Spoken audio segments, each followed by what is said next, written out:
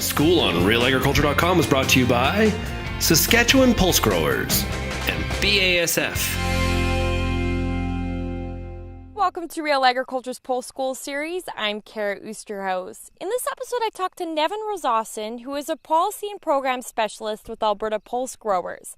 Nevin and I talk at Canola Palooza in Lacombe about the timeliness of scouting for ascochyta in your pulse crops right now, as well as the importance of fungicide application timing when it comes to protecting your crop from the disease.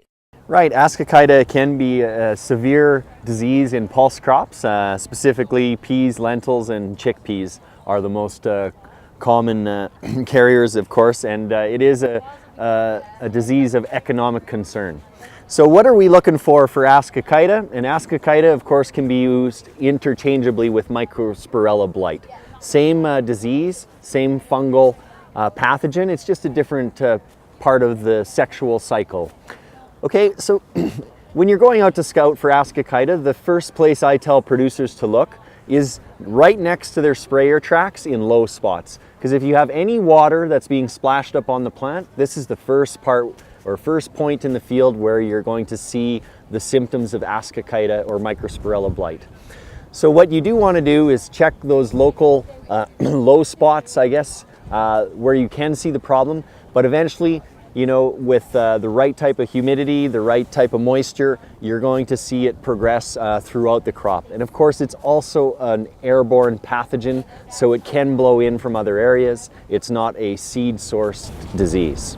And how often do you actually see that it'll blow from one area to the next? It all depends from year to year. But yes, it's just like sclerotinia or a white mold in canola or potatoes or other crops. So yes, you will see it at times appear, even though you may not have a history or have virgin pea ground, for instance, you can still see ascochyta blowing in, and it can become a concern.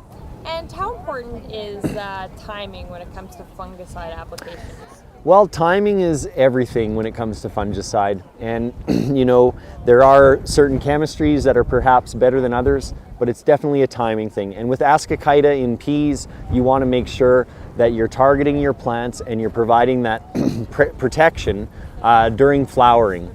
And it's important too when you're considering your canopy structure and what part of the plants you're targeting, as well as your droplet size.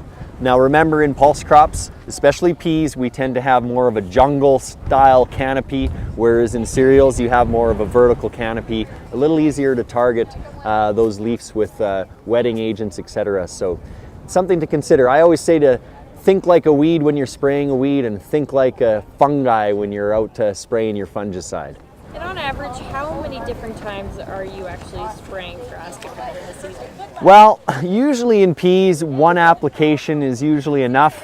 Under irrigation, in the southern part of the province, some producers would be applying 2 applications of a fungicide for ascochyta. However, when you move from peas to lentils and then on to chickpeas, your frequency of fungicide may increase. Chickpeas, ascochyta is definitely a disease of concern, and in that pulse crop you'll be looking at 3, even more applications of fungicide in season if the conditions are right. And those conditions, what we do at Alberta Pulse Growers is try to make sure that we use extension to give producers the tools to make a more informed business decision. And it all comes down to economic thresholds. We use an ascochyta scorecard, which looks at the 3, I guess, corners of that disease triangle: pathogen, prevalence, and then also looking at your environmental conditions. So if you do have ascochyta presence in the field and it's prevalent everywhere, and you have good potential for disease to develop in the canopy, then we have producers look at the 5-day weather forecast.